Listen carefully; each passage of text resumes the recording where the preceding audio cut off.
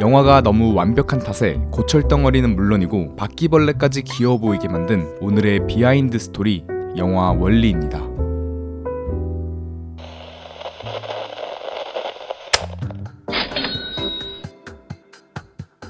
월리는 Waste Allocation Road Repair Earth 클래스의 약자로 대충 번역하면 지구 쓰레기 처리 제거반이라는 뜻을 가지고 있는데요. 이는 본인들이 푸짐하게 싸제껴 놓고선 우주선에서 꿀 빨고 있는 인간들을 대신해 지구의 쓰레기들을 청소하는 로봇들을 명칭하는 단어입니다.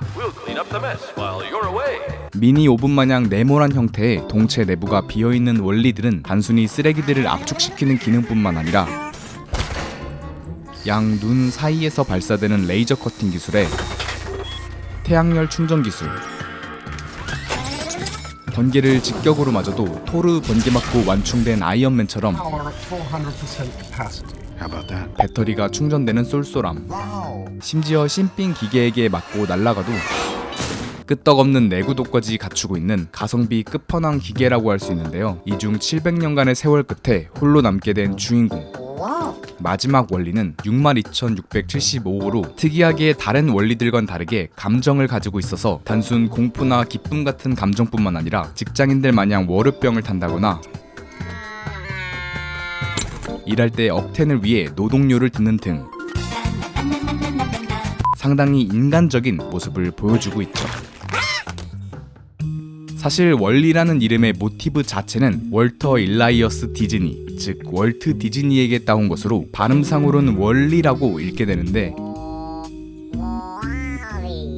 이는 서양권에서 착하고 순박한 인물들에게 많이 붙여지는 한국식으로는 뭐랄까 순돌이 같은 느낌의 이름이라고 합니다. 월리의 초기 디자인 모티브는 픽사의 룩소 주니어였고, 디자인 과정에선 스파이더맨의 닥터 옥토퍼스처럼 안테나 팔이 고려되기도 했지만 쓰레기 청소 기계에겐 불필요하다는 의견으로 삭제되었고, 최종적으로는 잉크젯 프린터에서 영감을 받아 지금의 네모난 몸통을 띠게 되었다고 하는데요. 특히 여기서 월리의 순진무구하면서도 어딘가 슬퍼 보이는 눈망울은 감독 앤드류 스탠턴이 어느 날 쌍안경을 보고 가슴속에서 슬프면서도 따뜻한 감정이 오가는 걸 느껴 이 쌍안경을 메인으로 월리의 디자인이 결정되었다고 합니다. 이런 월리의 또 다른 특징 중 하나는 귀여우면서도 어눌한 말투라고 할 수 있는데, 사실 애초에 영화는 중반부 인간 캐릭터들이 등장하기 전까지 이렇다 할 대사가 없을 뿐더러 가장 긴 로봇의 대사가 7단어, Captain, you are needed on the bridge.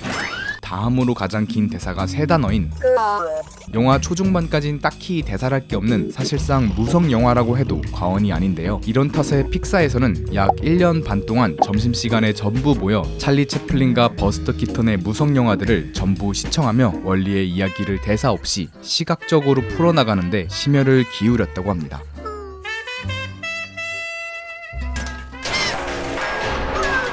참고로 이렇게 대사가 적은 탓에 고생했던 작가진들과 달리 번역가분들은 굉장히 좋아했다는 후일담이 있습니다. 아주 좋아.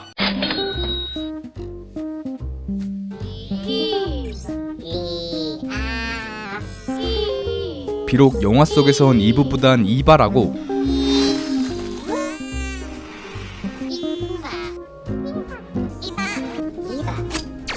더 많이 불리지만 엑스트라테셔널 번역하면 외계 식물 평가사의 약자인 이브의 이름은 당연하게도 성경 속 아담과 이브에서 따온 것으로, 독실한 기독교인이었던 감독은 지구에 홀로 있는 월리의 모습이 신이 이브를 창조하기 전 아담이 느꼈을 외로움과 비슷할 거라고 생각해 그녀에게 이브라는 이름을 붙여주었다고 합니다. 묻지도 따지지도 않고 일단 쏘고 보는 성깔 때문에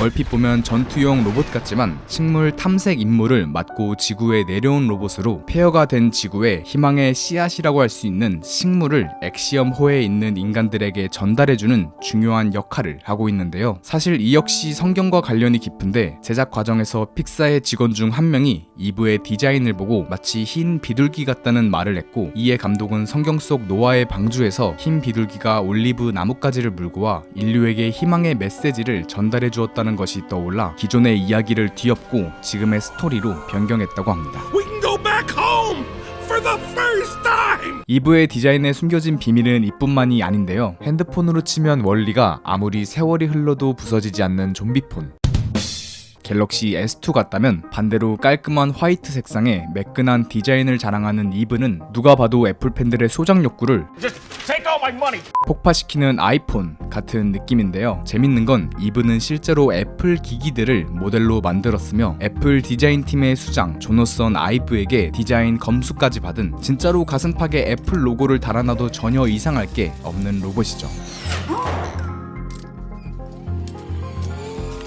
이 외에도 영화 속 대놓고 등장한 아이팟부터 각종 애플의 효과음들, 그리고 애플 매킨토시의 보이스 프로그램을 사용한 오토의 목소리 등 I insist you give me the plan. 영화 속 곳곳에 애플의 흔적이 들어가 있습니다. 월리의 성우 벤 버튼은 월리의 목소리뿐만 아니라 결벽증 걸린 귀요미 로봇 모부터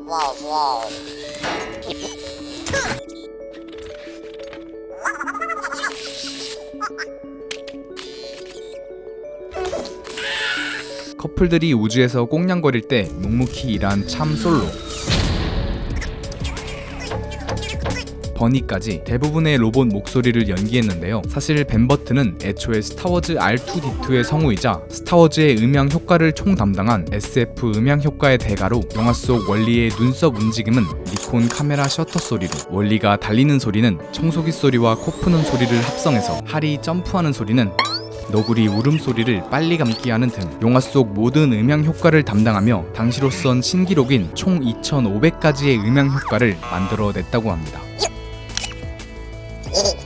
이렇게 우주를 배경으로 다양한 로봇들이 등장하는 영화에서인지 이과생들이라면 한층 더 좋아할 만한 깨알 포인트들이 영화 속에 숨어 있는데요. 독수리 타법으로 열일 중인 로봇의 키보드를 자세히 보시면 버튼이 전부 1과 0으로 이루어져 있다는 점이나, 월리가 로켓에 매달려 지구 대기권을 빠져나오던 당시 얼굴에 붙어있는 이 물체의 정체는 인류 최초의 인공위성 스푸트니크라는 것, 그리고 포탈 글라도스의 순한맛 버전이라 불리는 오토의 빨간색 렌즈 디자인은 SF 영화계의 불후의 명작 스페이스 오디세이의 할 9천에 대한 오마주입니다. Aye, sir.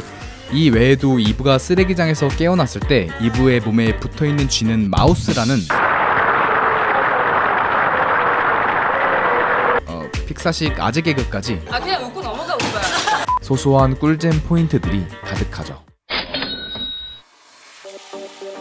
영화 월리는 픽사 영화 역사상 처음이자 현재까진 유일하게 실제 사람이 등장한 영화인데요. 영화 속에서 인간들은 원래는 평범한 인간 체형을 갖고 있었지만 시간이 지나면서 점차 고도 비만의 체형이 되었고, 나중엔 골밀도마저 줄어들어 제대로 설 수조차 없는 몸이 되었는데, 놀랍게도 초기 각본에선 픽사는 인간을 고도 비만이 아닌 그냥 젤리 덩어리로 표현했다고 합니다. 하지만 팀원들은 인간 젤리 덩어리는 너무 기괴하고 무엇보다 관객들이 인간이 아니라 무슨 외계 종족으로 착각할 것 같다며 반대했었는데, 감독은 짜잔, 사실은 외계인이 아니라 인간이었습니다 라는 반전이 포인트라며 의견을 밀어붙였으나 팀원들의 강력 반대 끝에 의견을 굽혔다고 합니다.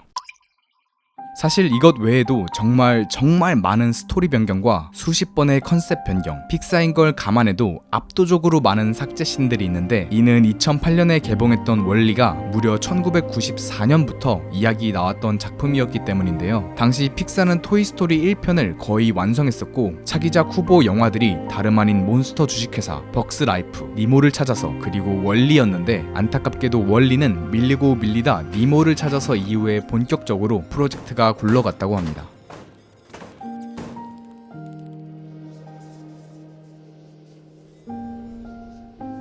여튼간 원래 영화의 이름이었던 쓰레기 행성에서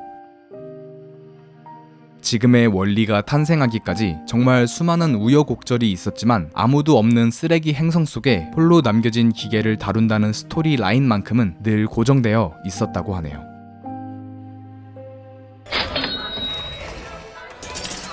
영화 초반부 월리가 고된 하루를 마치고 집에 돌아와 바라보고 있는 이 영화의 정체는 1969년에 개봉한 뮤지컬 영화 헬로 돌리인데요. 마찬가지로 영화가 시작할 때 나온 이 노래 역시 Put on your Sunday clothes, there's lots of world out there. 헬로 돌리의 한 장면입니다. 이 장면은 작은 동네에 살고 있던 순박한 두 청년이 오늘 밤 큰 도시로 나가 사랑을 쟁취하겠다는 가사를 품고 있는데요. And we won't come home until we've kissed a girl. 픽사는 쓰레기 더미가 가득한 폐허 속에서도 아직 순수함을 잃지 않은 머리의 모습을 잘 표현한다고 생각해 이 노래를 영화의 오프닝에 넣었다고 합니다. 다시 돌아와 헬로 돌리의 이 장면에서는 사랑에 빠진 두 남녀가 서로 손을 잡고 있는 모습을 보여주는데 이 역시 월리와 이브가 서로 사랑한다는 말을 하지 않고도 서로가 사랑하고 있다는 걸 가장 잘 표현할 수 있는 방법이 두 남녀가 서로 손을 잡고 있는 모습이라 생각해 선정한 장면이라고 합니다. 영화는 환경 오염부터 기술 발전의 문제점 등 많은 주제를 품고 있는데요. 그럼에도 픽사가 영화의 메인 주제를 사랑으로 삼은 이유는 그 사랑의 대상이 환경이던 You made it somehow, eh, little guy? You didn't give up, did you? 옆에 있는 사람이던 That guy, it's Wally. Hey, it's your buddy John. Hey. 소중한 지구이던 원리처럼 진심으로 사랑한다면 결국엔 극복하고 해결할 수 있기 때문이 아닌가 싶습니다.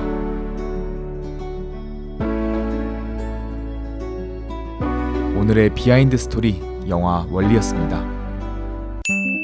2부의 성우 엘리샤 나이트는